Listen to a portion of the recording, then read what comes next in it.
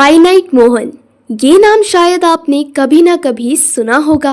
कभी ये सामान्य स्कूल टीचर था, मगर आज इसकी पहचान भारत के सबसे खतरनाक सीरियल किलर में से एक की है। इसके ऊपर दर्जनों लड़कियों की हत्या का केस दर्ज है। एक समय पूरे कर्नाटक में मोहन के खौफ से लड़कियां बाहर निकलने से भी डरती थी। तो आखिर एक टीचर सीरियल किलर क्यों बन गया? इसे साइनाइट मोहन क्यों बुलाते हैं? ये कैसे लड़कियों को गायब करता था? ये पुलिस की पकड़ में कैसे आया और फिलहाल ये किस स्थिति में है? चलिए जानते हैं सब कुछ इस वीडियो में। लेकिन वीडियो को शुरू करने से पहले मेरी वीडियो को लाइक कर देना और चैनल को सब्सक्राइब कर देना।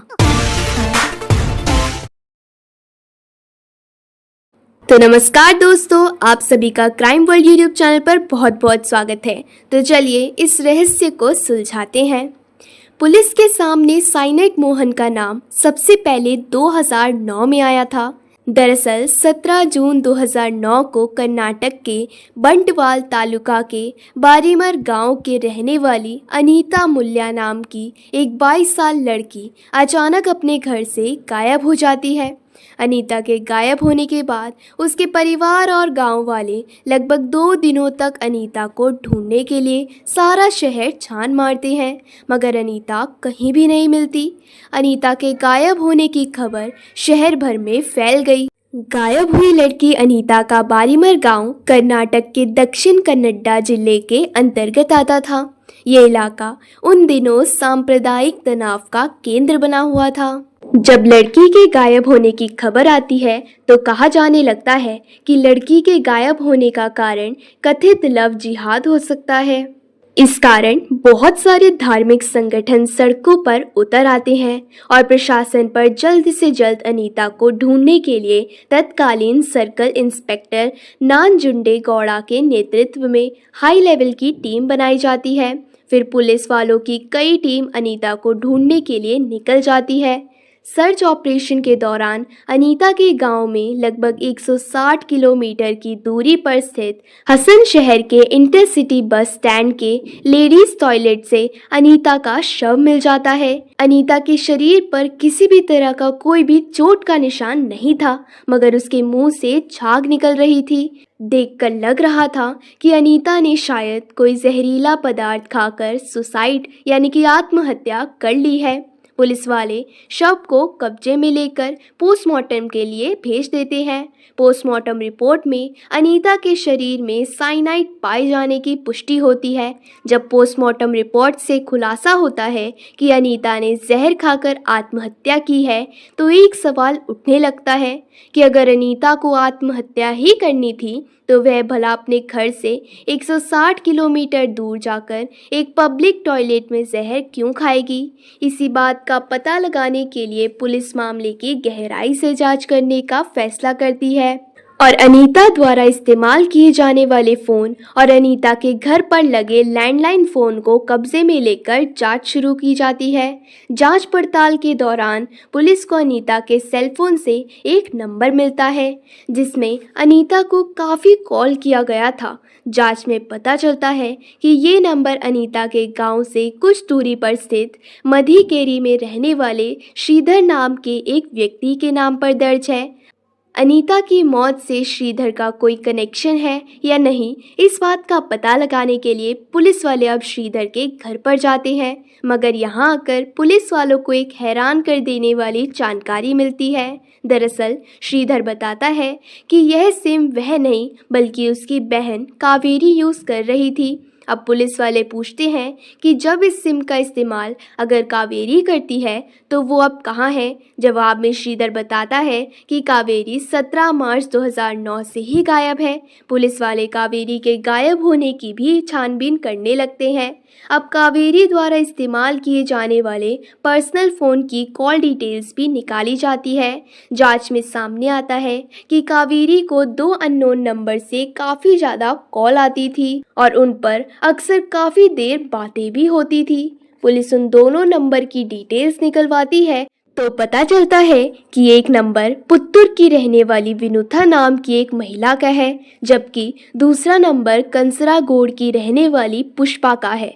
अब पुलिस वाले इन दोनों के घर भी जाने का फैसला करते हैं। इन दोनों के यहाँ पहुंचकर पुलिस वालों की हैरानी की कोई सीमा नहीं रहती है, क्योंकि पुलिस वालों को जानकारी मिलती है कि कुछ समय पहले दोनों लड़कियां अलग अलग समय पर अपने घर से गायब हो चुकी हैं। अब पुलिस पुष्पा और विनुता के कॉल डिटेल्स को भी खंगालती है, तो पता चलता है कि इन दोनों के नंबर से भी आखिरी कॉल एक अनजान नंबर पर किया गया था। पुलिस उन नंबरों को भी ट्रेस कराते हुए ओनर तक पहुंचती है, तो पता चलता है कि उस मोबाइल नंबर से रिलेटेड लड़की गायब है। इस तरीके से एक के बाद एक लगभग 20 मोबाइल नंबर मिलते हैं, जिसकी जांच करने के बाद पता चलता है कि वे सभी 20 लड़कियां भी गायब हैं। यहाँ तक तो पुलिस को इतना समझ आ जाता है कि कोई एक ही व्यक्ति है जिसने एक के बाद एक 20 लड़कियों को अपना निशाना बनाया है। वह एक लड़की को मारता था और फिर उसके ही नंबर से अपने अगले टारगेट को कॉल करता था, मगर ये कौन कर रहा था, पुलिस इस बात से अनजान थी। अब पुलिस इसी सीरियल किलर की तलाश में लग जाती है।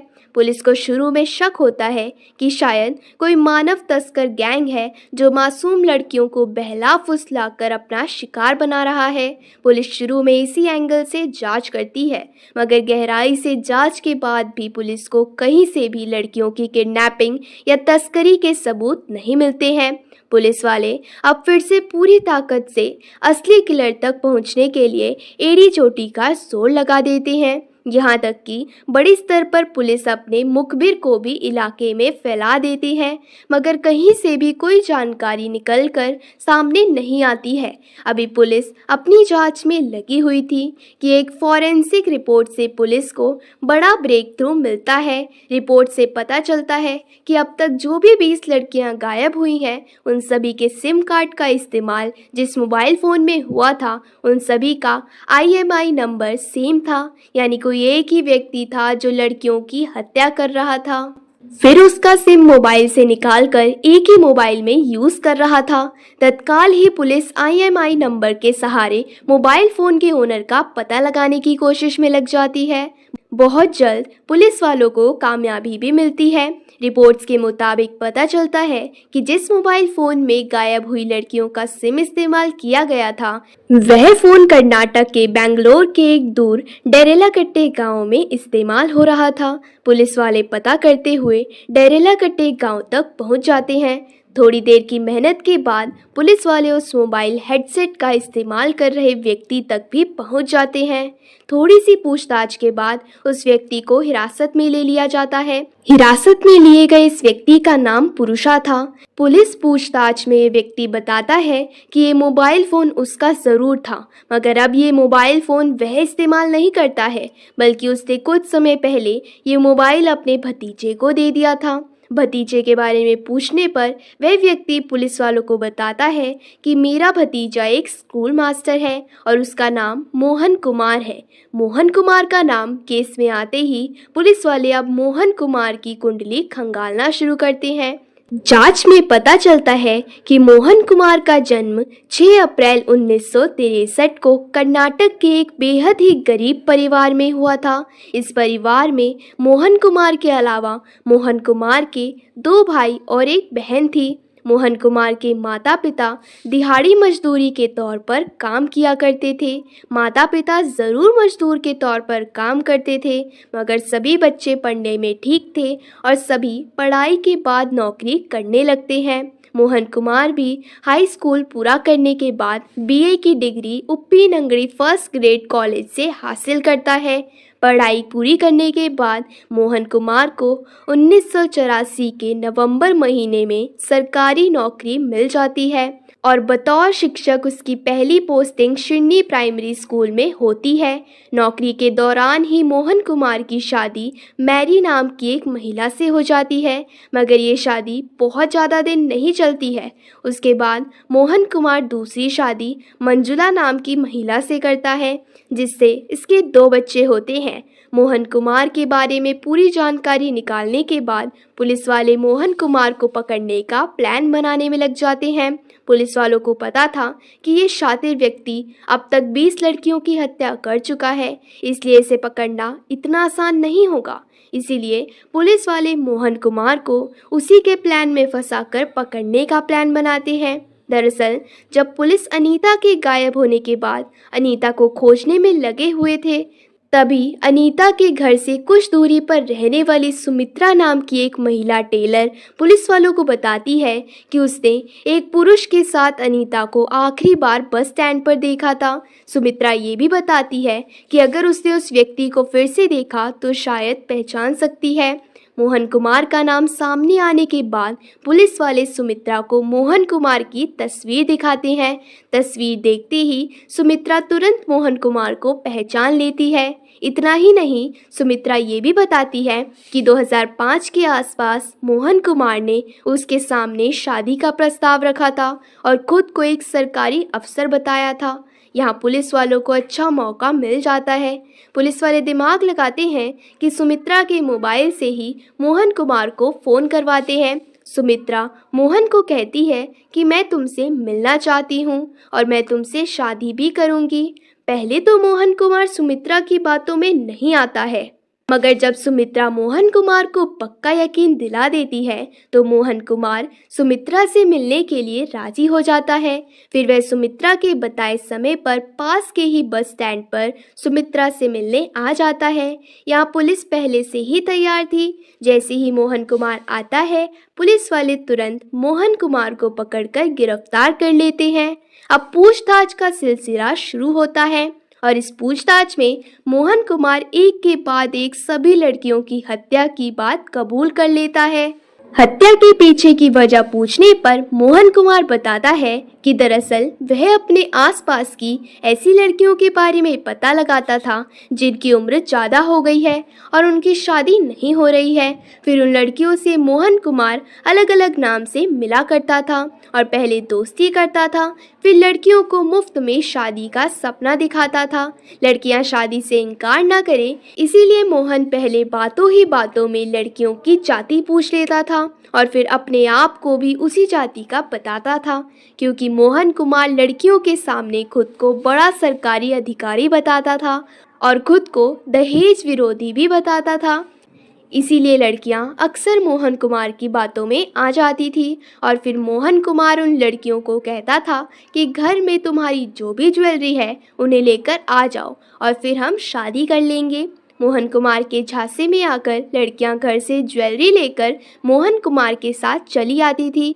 मोहन कुमार अक्सर लड़कियों को उनके घर से 100 से 200 किलोमीटर दूर ले जाकर रात भर होटल में रखता था, खूब मस्ती करता था और फिर सुबह मंदिर में चलकर शादी का बहाना करके सामान होटल में ही रखकर लड़की को बस स्टैंड तक लेकर जाता था। बस पर चढ़ने से पहले मोहन कुमार लड़कियों को कहता था कि पिछली रात हमने संबंध बनाए हैं, अगर प्रेगनेंसी हो गई तो समस्या हो सकती है, इसीलिए बेहतर है कि तुम ये गर्भ निरोधक गोली टॉयलेट में जाकर ले लो। ये दवाई टॉयलेट में जाकर लेने के पीछे की वजह मोहन कुमार लड़कियों को बताता था कि ये दवाई लेने के बाद तुम्हें तुरंत जोर से यूरिन पास करने की इच्छा होगी। लड़कियां मोहन कुमार के झांसे में आ जाती थी और बाथरूम में जाकर वह दवाई ले लेती थी। वह दवाई असल में गर्भ निरोधक गोली नहीं बल्कि साइनाइड की गोली हुआ करती थी, जिसे खाते ही लड़कियां बाथरूम में ही तड़प कर मर जाती थी। इधर बड़े आराम से मोहन कुमार वहां से निकलकर होटल रूम पर जाता था। यहां पर लड़कियों ने अपनी ज्वेलरी रखी हुई थी, वहां से वह ज्वेलरी लेकर लापता हो जाता था और फिर अपने अगले टारगेट की तलाश में लग जाता था। अक्सर मोहन कुमार लड़कियों को घर से काफ़ी दूर ले जाकर मारता था, इसीलिए जब स्थानीय पुलिस वालों को बाथरूम में या अनजान जगह पर एक लड़की की लाश मिलती थी तो उसे कब्जे में लेकर एक सामान्य केस दर्ज कर लिया जाता था। जब कोई भी व्यक्ति लड़की की लाश को लेने नहीं आता था या कोई मिसिंग रिपोर्ट दर्ज नहीं होती थी तो अज्ञात लाश बताकर लड़की का अंतिम संस्कार कर दिया जाता था। पुलिस को जांच में ये भी पता चलता है कि मोहन कुमार ने सबसे छिपाकर एक तीसरी शादी भी की हुई थी। इस तीसरी पत्नी का नाम श्रीदेवी था। मोहन कुमार की गिरफ्तारी के बाद पुलिस को तीसरी पत्नी श्रीदेवी के घर से बड़ी मात्रा में साइनाइड पाउडर भी मिलता है। इस घर से मारी हुई लड़कियों से चुराया गया काफी गहना भी बरामद होता है। ये साइनाइड पाउडर मोहन कुमार तक कहां से आता था, इस बात का पता लगाने के लिए जब पुलिस मोहन कुमार से पूछताछ करती है तो मोहन कुमार बताता है कि एक गरीब दोस्त के जरिए उसे पता चलता है कि साइनाइड सोने की ज्वेलरी को साफ करने में इस्तेमाल होता है। इसीलिए जब वह लड़कियों को मारने का प्लान बनाता है तो पहले वह मार्केट में खुद को गोल्ड का बिजनेसमैन बताता है और सोने को साफ करने के बहाने से साइनाइड खरीद कर लाता है। फिर इन्हीं साइनाइड को साजिश के तहत लड़कियों को खिलाकर उन्हें मार देता है। घर से बड़ी मात्रा में साइनाइड बरामद होने और लड़कियों को मारने के लिए साइनाइड का इस्तेमाल करने की वजह से ही अखबारों में मोहन कुमार का नाम साइनाइड मोहन लिखा जाने लगा और ये बेरहम सीरियल किलर साइनाइड मोहन के नाम से मशहूर हो गया। 2009 में गिरफ्तारी के बाद मोहन कुमार पर अनीता समेत कई लड़कियों की हत्या करने का मामला दर्ज किया जाता है और मामले की सुनवाई एक स्थानीय अदालत में शुरू होती है। यहां मोहन कुमार को 2013 में मौत की सज़ा सुनाई जाती है और आगे की सुनवाई होने पर 2017 में कर्नाटक हाई कोर्ट द्वारा मोहन कुमार को मिली मौत की सज़ा को बदलकर उम्र कैद में बदल दिया जाता है। पुलिस रिकॉर्ड्स के मुताबिक मोहन कुमार ने कम से कम 20 लड़कियों की हत्या की है, मगर माना जाता है कि पीड़ित लड़कियों की संख्या इससे भी कहीं ज़्यादा है।